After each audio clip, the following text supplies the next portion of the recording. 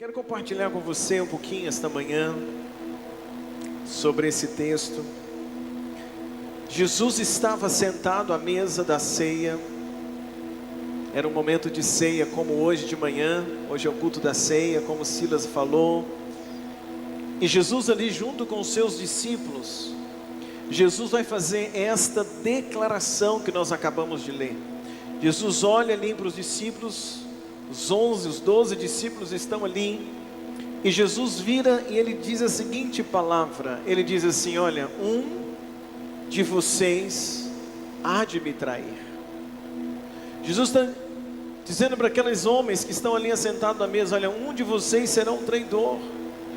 E é interessante, irmãos, a gente pensar e lembrar quais eram os homens que estavam sentados à mesa junto com Jesus. Não eram estranhos, não eram inimigos de Jesus. As pessoas que estavam sentadas à mesa junto com Jesus andavam com Jesus pelo menos há 3 anos. Quem está sentado à mesa junto com Jesus conhece Jesus. Quem está sentado à mesa com Jesus para o momento da ceia eram homens que andavam com Jesus dia e noite. Eram seus discípulos. Eram praticamente amigos de Jesus. Imagina você sentado numa mesa com 12 amigos e você olhar para eles e falar para eles: olha, um de vocês será um traidor, um de vocês há de me trair. Jesus está junto dos discípulos. Em João 15, versículo 15, Jesus diz assim para eles: olha, eu já não chamo vocês de servos, mas eu chamo vocês de amigos. Então quem está à mesa junto com Jesus são seus discípulos, podemos dizer, são seus amigos. Mas ainda assim, apesar de serem discípulos, apesar de serem amigos, apesar de andarem com Jesus, Jesus insiste em dizer: um de vocês vão me trair. Irmãos, para Jesus chegar à cruz do Calvário, onde ali entregaria a sua vida, o processo naquela noite começaria exatamente com a traição de Judas. Judas, quando traz Jesus, quando ele entrega Jesus, ali começa, os soldados vêm, prendem Jesus, levam Jesus para uma madrugada inteira de julgamento, para que Jesus fosse então condenado e crucificado no outro dia. Mas o processo da crucificação, poderia dizer assim, o primeiro passo começa exatamente ali com a traição de Judas, quando Judas traz Jesus. Porém, irmãos, o que há de importante também nesse texto, primeira coisa que Jesus está dizendo para aqueles homens: olha, um de vocês vai me trair. Segunda coisa que Jesus diz, no mesmo versículo, Jesus diz assim: mas ai daquele que me trair, ai do homem que trair o Filho do Homem. Ele está dizendo: ai daquele ai daquele que for o traidor, ai daquele que me trair. Jesus diz assim: melhor seria se nunca tivesse nascido. Então Jesus está dizendo, em outras palavras, que é melhor nem nascer do que nascer e trair Jesus. Você consegue dizer isso comigo? Diga comigo: melhor nem nascer, diga, do que nascer e trair Jesus. São afirmações fortes que Jesus está dizendo. E o que Jesus então está dizendo? Ele está dizendo 2 coisas. Primeiro, ele está dizendo que alguém vai traí-lo, mas ele está dizendo: ai daquele que cometer essa traição. E quando eu li esse texto essa semana, essa palavra veio no meu coração. E uma das coisas que Deus foi trazendo no meu coração diante desse texto é que sempre haverá alguém assentado à mesa com Jesus para a ceia que o trairá depois. O que eu consigo perceber nesse texto é que, assim como na primeira ceia, assim como naquele dia, naquela noite, estão seus discípulos, mas um vai trair Jesus. Quando a gente olha o decorrer da história da igreja, a gente vai percebendo quantas pessoas traíram Jesus no decorrer da sua caminhada. Quantas pessoas trocaram Jesus por outras coisas. Judas, ele vai trair Jesus por algumas moedas de prata. Ou seja, quando vem uma proposta do mundo, Judas abandona Jesus, ele pega aquela proposta financeira, ele trai Jesus. Então o que está no meu coração, irmãos, é aprender que sempre vai haver um traidor no meio dos discípulos de Jesus. Sempre, desde a primeira ceia até os dias de hoje, nós estamos 2000 anos depois, hoje é dia de ceia também, como foi naquele dia, mas ao longo da história, sempre alguém traiu Jesus, e Jesus está dizendo, está escrito que alguém iria traí-lo, mas a minha mensagem, está escrito que ele iria à cruz, mas a minha mensagem nesta manhã para mim e para você, é exatamente que alguém sempre vai trair Jesus, mas não precisa ser nem você, nem eu. Entende? Alguém vai trair. Alguém está na mesa naquele dia, vai trair Jesus. Naquela noite seria Judas. Mas quando a gente olha na história, sempre tem alguém traindo. Mas não precisa ser nenhum de nós. Os discípulos que estavam na mesa queriam saber, quando Jesus disse assim, um será o traidor, então os discípulos começaram a querer saber, será que é ele? Será que é o outro? Será que é Pedro? Será que é João? Será que é Tiago? Começaram a se perguntar e olhar um para o outro, porque normalmente a gente quer saber quem é que vai trair Jesus. Se perguntasse para você assim, olha, quem você acha que vai trair Jesus nos próximos meses? Talvez a gente pensaria assim, eu acho que é fulano, eu estou achando ele meio frio. Eu acho que é o meu marido, porque o meu marido não ora mais como antes. Eu acho que a minha esposa vai acabar traindo Jesus, porque ela não está lendo a Bíblia como antes mais.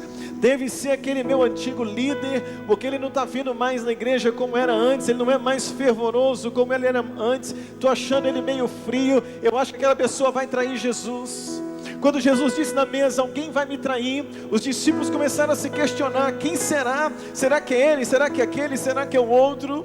Mas a pergunta, ou o que nós devemos fazer nesta manhã, diante de uma palavra como essa, não é a gente tentar imaginar quem é que vai trair Jesus, quem é nesta igreja que pode trair Jesus, quem é na minha família que pode trair Jesus. O que nós precisamos diante de uma palavra como essa, é buscar uma convicção para o nosso coração, que ainda que alguém traia Jesus, ainda que o meu melhor amigo traga Jesus, ainda que o meu cônjuge traia Jesus, eu não preciso traí-lo.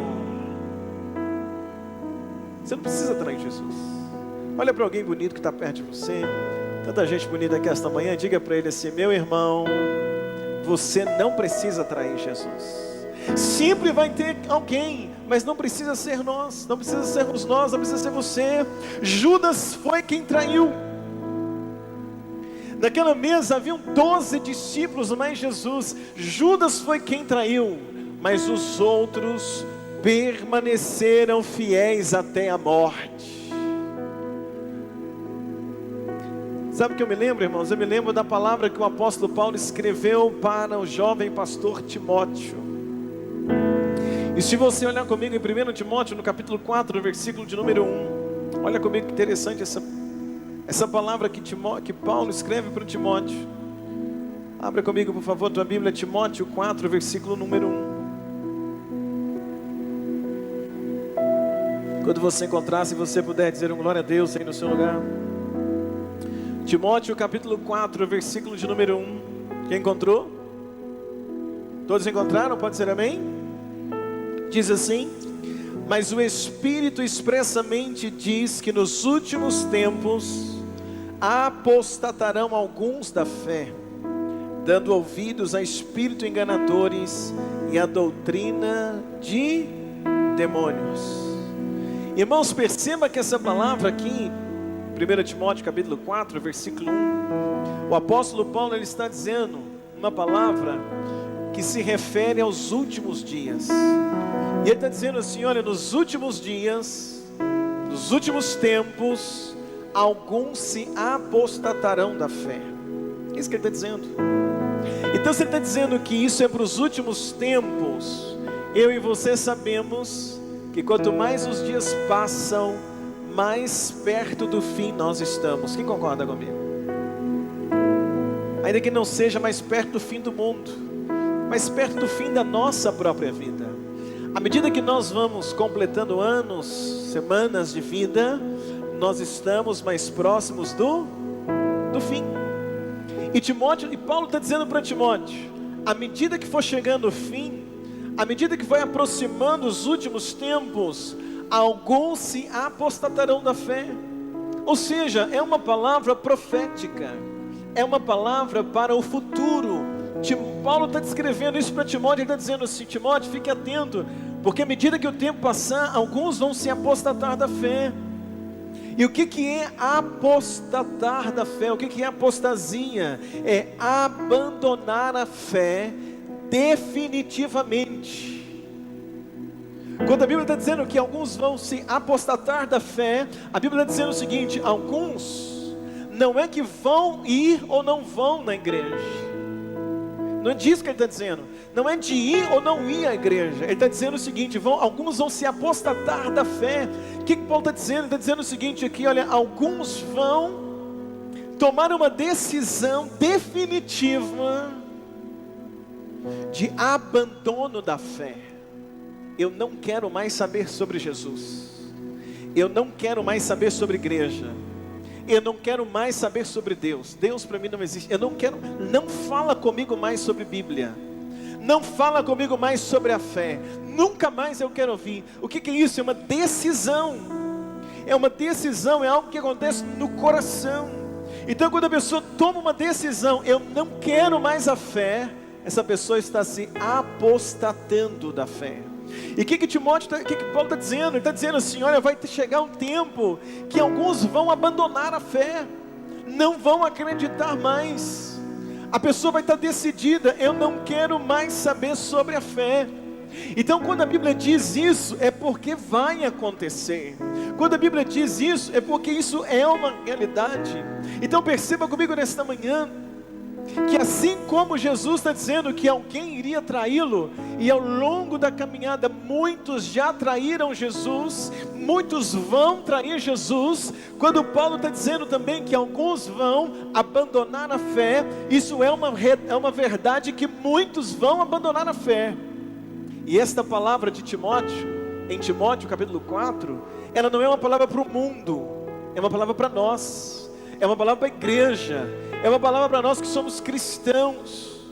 Ou seja, é como se Paulo estivesse dizendo hoje: alguém que é fervoroso hoje, alguém que é cheio de fé hoje, se não tomar cuidado, amanhã essa pessoa vai se apostatar da fé. É alguém que crê hoje, amanhã não crê. É alguém que cria ontem e hoje já não crê mais. Porém, o que eu quero trazer para você, minha amada igreja, é que Paulo está dizendo: vai acontecer, muitos vão abandonar a fé. Mas eu vim lembrar uma coisa para você esta manhã: ainda que muitos abandonem a fé, você não precisa abandoná-la. Quando a Bíblia está dizendo muitos vão se apostatar, eu creio que é verdade, mas não tem que ser eu, não tem que ser você, não tem que ser nenhum de nós que vamos ter que abandonar a fé. Não tem que ser você, não tem que ser eu, aquele que vai trair Jesus. Nós poderemos fazer parte de um outro grupo. Terceira coisa que eu quero ver com você esta manhã é o que Jesus disse em Mateus capítulo 24, versículo de número 12. Olha comigo por favor na sua Bíblia. Mateus capítulo 24, no versículo de número 12. Quando você encontrar, você diz um glória a Deus bem forte no seu lugar. Mateus capítulo 24, versículo de número 12. Quem encontrou diz amém. Olha o que Jesus diz: e por se multiplicar a iniquidade, o amor de muitos esfriará. Terceira palavra profética que a gente está vendo. Jesus está falando aqui em Mateus capítulo 24, irmãos. Jesus está falando sobre os sinais da sua vinda. Capítulo 24, capítulo 25 de Mateus fala sobre isso. Domingo passado eu preguei no culto à noite, sinais da volta de Jesus. Se você quiser ouvir, está lá no YouTube, no canal da igreja. Preguei domingo passado à noite. Mas uma das coisas que Jesus está dizendo como sinal, dentre várias coisas que Jesus explicou, ele disse: haverá um esfriamento do amor. Jesus está dizendo: à medida que o tempo passar, o amor vai se... Me ajuda a pregar. O amor vai se esfriar. E o que nós percebemos nos nossos dias? O que a gente percebe nos dias que nós vivemos? É o amor o quê? Se esfriando, ou não? Sim ou não, gente? A gente percebe que com o passar do tempo o amor está se esfriando. Há quem diga que o amor está se acabando. A Bíblia não usa acabar, a Bíblia usa esfriar. Se nós olharmos para a guerra que está acontecendo entre a Rússia, esse ataque da Rússia contra a Ucrânia, o que a gente vai pensar? Está faltando o quê? Está faltando o quê? Amor. Está faltando amor uns pelos outros. Se a gente olha para a guerra, a gente vai definir assim, isso é que falta de amor. Como que alguém, o presidente da Rússia, consegue saber, ou consegue ver imagens de famílias sofrendo, sendo separadas, por causa da guerra, pelo que ele está fazendo? Isso é falta de amor. Mas como eu falei domingo passado à noite, a guerra sempre aconteceu. Sempre teve guerra. O dia que Jesus está dizendo assim, o amor vai se esfriar, dali para trás, houveram milhares de guerras. O Antigo Testamento fala de várias guerras para nós. Então depois de um monte de guerra, Jesus está dizendo, o amor vai se esfriar, e está falando para o futuro. Então, o desejo de matar, a competição, a guerra, existe desde que o pecado entrou no coração do homem. Desde que o pecado entrou na vida do ser humano, existem guerras, existem disputa, o desejo de matar um ao outro. Você quer ver, irmão? Se a gente ler na Bíblia em Gênesis, nós vamos encontrar a primeira família. A primeira família eram 4 pessoas. Quem sabe o nome deles? Adão, Eva, Caim e Abel. Primeira família. 4 pessoas. Primeira família da terra. E a Bíblia nos conta que nessa primeira família, quando o pecado entrou, primeiro o pecado entrou através de Adão e Eva, foram expulsos do jardim. Tiveram 2 filhos, Caim e Abel. Caim e Abel foram levar suas ofertas para Deus. Abel trouxe uma oferta que agradou o coração de Deus. Caim, o seu irmão, trouxe uma oferta que não agradou a Deus. Então Caim teve raiva de Abel. Caim teve ciúme de Abel. Caim teve um sentimento ruim em relação a Abel. Então o que a Bíblia diz? Caim matou Abel. Sim ou não, irmãos? Caim matou Abel. Então a gente vê cenas de violência na primeira família. A gente vê uma guerra na primeira família. A gente vê uma disputa na primeira família. A gente vê a situação sendo resolvida na base da morte na primeira família. Então a primeira família, quando nasce e entra o pecado, a gente já está vendo conflito. Jesus está dizendo, por se multiplicar a iniquidade, o amor de muitos esfriará. Mas a primeira família teve guerra no início. Então será que Jesus está falando sobre guerra? O que nasceu baseado no amor? No livro de Atos, nós encontramos o nascimento da igreja. E quando a igreja nasce, em Atos, o que mais havia entre os irmãos? Amor.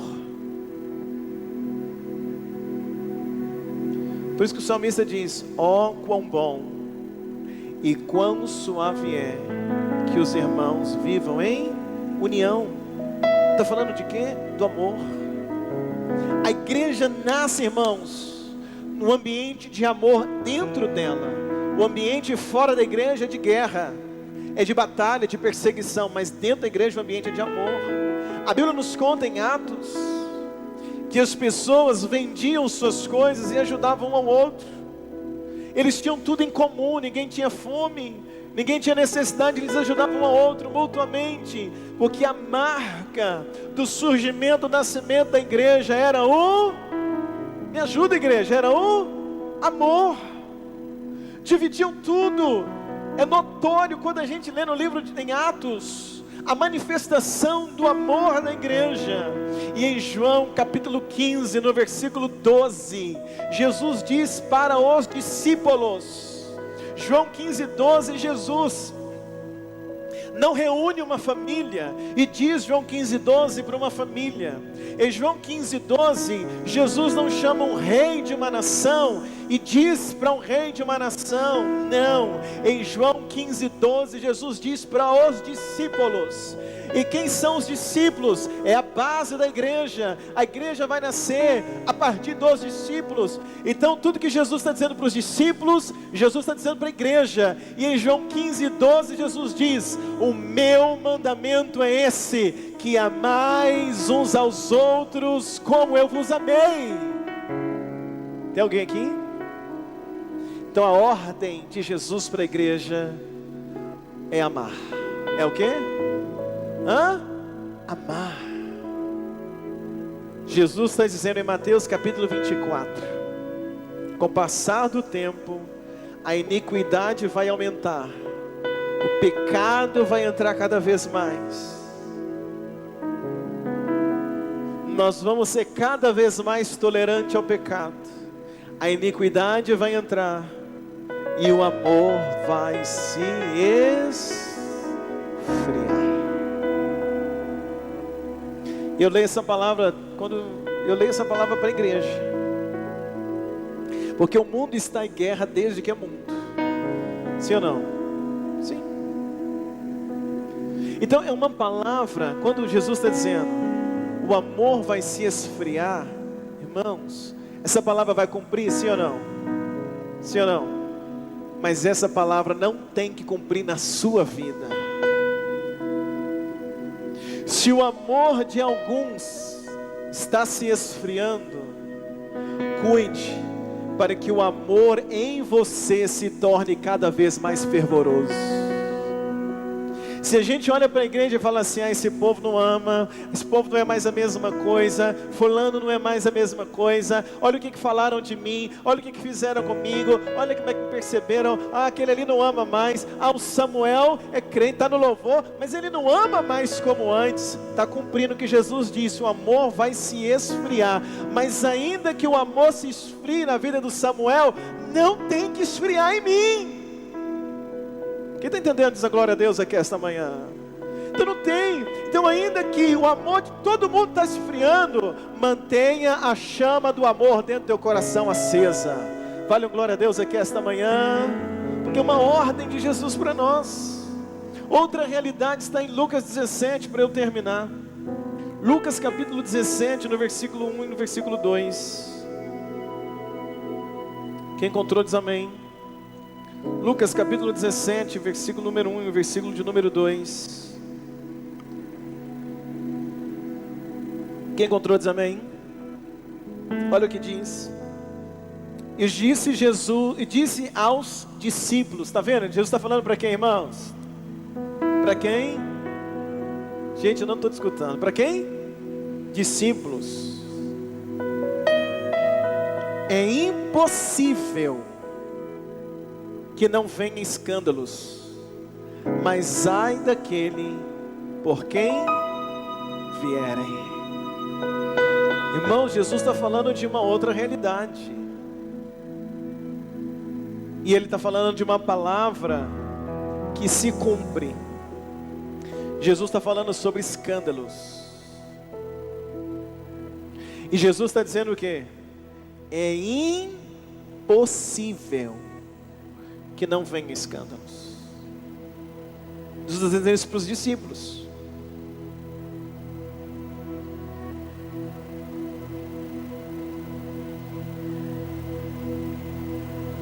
Se você passar na rua e ver um amigo que não é cristão, com um copo de cachaça na mão, tomando, você vai ficar escandalizado? Não. Mas se você passar e ver eu tomando, você vai ficar escandalizado? Vai. Então essa palavra é para quem? Para a igreja. E Jesus está dizendo, é impossível que venha escândalos. Você já escutou algum escândalo alguma vez na sua caminhada no Evangelho? Já. Muitos. Porque a Bíblia está dizendo que o quê? É impossível. Jesus está dizendo, é impossível que não tenha escândalo. O que é escândalo, irmãos? São maus comportamentos que foram descobertos. É quando eu estou me comportando mal, é quando eu estou fazendo coisas erradas e de repente você descobre. Escândalo. São maus testemunhos, é quando eu estou dando mau testemunho e de repente você descobre. Pessoas que se dizem cristãs, mas lá fora agem pior do que aqueles que não são. Você já escutou aquela frase assim, eu ser crente igual fulano? Deus me livre. Se ser crente é viver igual aquele lá, igual fulano, igual aquele ali, não quero ser crente nunca. Por quê? Porque aquela pessoa faz o quê? Escândalos. Quem está entendendo diz amém? São pessoas que às vezes até estão na igreja, estão no altar, estão trabalhando, servindo a Deus, ou estão congregando, têm uma camisa. Teve uma época que a gente fazia umas camisas aqui na igreja, vocês lembram? Aí as pessoas compravam as camisas da igreja. Fui ao encontro, minha vida mudou. Aí um mês depois você passava, viu o cara lá no boteco com a camisa do encontro. Aí vamos parar de fazer camisa do encontro. Irmãos, escândalos. Se a gente olhar a história da igreja, quantos pastores você já escutou que cometeram escândalo? Quantos? Quantos líderes? Quantos ministros de louvor, diáconos, homens, mulheres da igreja, jovens que você olha e encontra com ele na rua, o namoro dele é um escândalo. Mas Jesus está dizendo para os discípulos, vai acontecer escândalos. Jesus dizendo para os discípulos, não tem como parar isso. Jesus chega a dizer que é impossível. Em toda a história da igreja, em algum momento teve escândalo. E se a igreja viver mais 10 anos, mas nesses 10 anos haverão escândalos. Porém, minha amada igreja, o escândalo vai acontecer, mas não precisa ser na sua vida. Não tem que ser você. Não precisa ser na sua casa, não precisa ser no seu ministério, não precisa ser na sua empresa, não precisa ser na sua família, não precisa ser na sua vida. Tem alguém que pode dizer glória a Deus comigo esta manhã? Vai acontecer, vai, mas não tem que ser comigo, não tem que ser com você, não tem que ser conosco. Tudo isso está escrito na Bíblia, mas não tem que ser nós, não tem que ser você e eu. Nós podemos fazer parte de um outro grupo. Quando Jesus está ali em Mateus capítulo 24, Jesus está falando que com o aumento da iniquidade o amor vai se esfriar. Jesus vai falar que um grupo vai se esfriar. Jesus diz que haverá escândalos na vida de alguns. Paulo diz que alguns se apostatarão da fé. Jesus disse que alguém iria traí-lo. Não é todos. Não é todos que traem Jesus. Não são todos que cometem escândalos. Não são todos que vão apostatar da fé. Deixa eu ver glória a Deus aqui essa noite. Diga comigo, não é todo mundo. Diga para alguém que está do seu lado, diga assim, meu irmão, não é todo mundo. Sabe por quê, irmãos? Existe um outro grupo de pessoas, Mateus 24, 13. E a palavra diz assim para a gente orar, Mateus 24, 13. Olha que coisa interessante. Mateus capítulo 24, número 13. Quem encontrou diz amém. Olha o que diz, mas aquele que perseverar até o fim, esse será salvo. Então perceba que está escrito E tudo que está escrito vai acontecer. Vai acontecer, vai.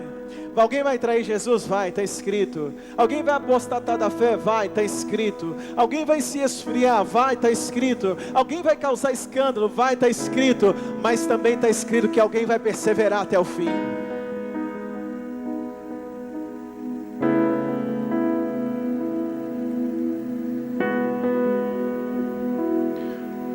Eu quero terminar esta manhã dizendo para você: é você que decide o que será escrito ao seu respeito. Você decide o que vai estar escrito ao seu respeito no final. Sabe, no dia da nossa morte, eu contei agora no culto das 8, quero compartilhar com vocês. Sempre eu tenho oportunidade, como pastor, eu tenho oportunidade de estar, às vezes, com a família, quando nasce uma criança. E muitas das vezes eu tenho oportunidade de estar, às vezes, com a mesma família no cemitério, fazendo sepultamento de alguém da família. E quando a gente nasce, todo mundo, tudo é legal, que gracinha, lindo. Mas quando morremos, e o caixão está no cemitério e as pessoas estão à volta, normalmente a conversa em volta do caixão é sobre a história que nós deixamos. Isso aí era um safado, pagava ninguém, mentiroso.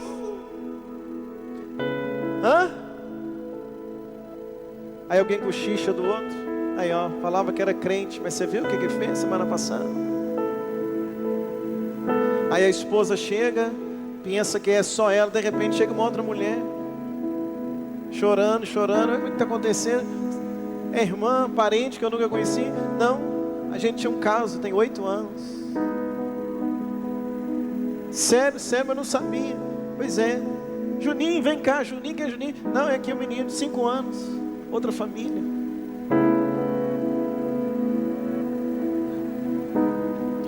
Agora existem outros contextos, né? Às vezes a pessoa está lá, a família reúne. Quantas vezes eu fui fazer sepultamento e escutava da família dizer: pastor, esse foi um grande homem, foi uma grande mulher, estava doente no hospital, mas quem ia lá, ele sempre escutava uma palavra de Deus, nunca desistiu da fé, nunca desistiu, sofrendo, sentindo dor, pastor, mas não deixava de orar um dia. Fiel, firme, amava Jesus, amava a Deus, amava a família, amava a esposa ou amava o marido. Os filhos dizem: pastor, meu pai foi um grande homem, pastor, minha mãe, uma grande mulher, um exemplo a ser seguido. Qual a história que nós vamos deixar?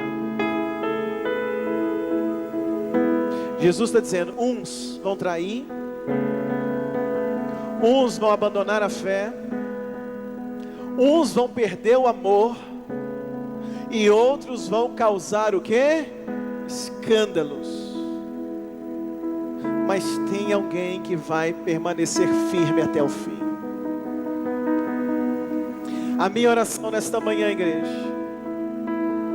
é que quando chegar o fim da nossa história, da nossa vida, seja dito sobre você, seja dito sobre nós, que apesar de todos os desafios, que apesar de tudo que fizeram com você, de apesar de toda a fofoca que talvez fizeram com o teu nome, de apesar de tantas pessoas te perseguirem, de apesar de tanta luta no casamento, de apesar do seu marido não selar essas coisas, que apesar da sua esposa não selar essas coisas, que apesar de toda a dificuldade financeira que você teve, que apesar de toda a perseguição que você teve no trabalho, que apesar de toda a perseguição que você teve talvez na igreja, que apesar de todos os seus erros, que apesar de todas as suas falhas, você perseverou até o fim. Essa é a chamada que eu vim fazer para nós esta manhã. Porque quando Jesus, o primeiro texto que eu li, ele está na mesa da ceia, e na mesa da ceia um trai, mas 11 permaneceram fiéis até a morte. E hoje a gente vai participar da ceia, Hoje nós vamos comer o pão, nós vamos beber o cálice. E eu quero convidar você hoje para quando a gente comer o pão, beber o cálice, para que a gente possa fazer uma oração e pedir: Jesus, não deixa eu te trair. Para a gente orar hoje e pedir: Jesus, não deixa eu abandonar a fé. Eu posso abandonar um monte de coisa, mas não deixa eu abandonar a fé. Eu posso talvez abandonar até um sonho qualquer, mas não deixa eu abandonar a fé. Eu quero hoje convidar você para a gente orar e pedir: Jesus, não deixa o meu amor se esfriar. Jesus, não deixa que eu seja motivo de escândalos, mas me ajuda a perseverar até o fim. Quantos querem orar assim comigo? Eu quero convidar a colocar-se de pé no seu lugar, por gentileza. E eu queria que você esta manhã pudesse pegar a ceia, porque hoje é manhã de ceia, manhã de estarmos na mesa. E eu estou trazendo essa palavra hoje durante o dia todo, porque, meus irmãos, sabe, eu acho que o que conta é o final da nossa vida. O que conta não é se eu estou bem espiritualmente hoje. O que conta é se eu vou continuar bem espiritualmente até o final da minha caminhada. O que conta não é que eu vou participar da ceia hoje, mas talvez o que conta é que eu vou participar de todas as próximas ceias enquanto eu estiver vivo.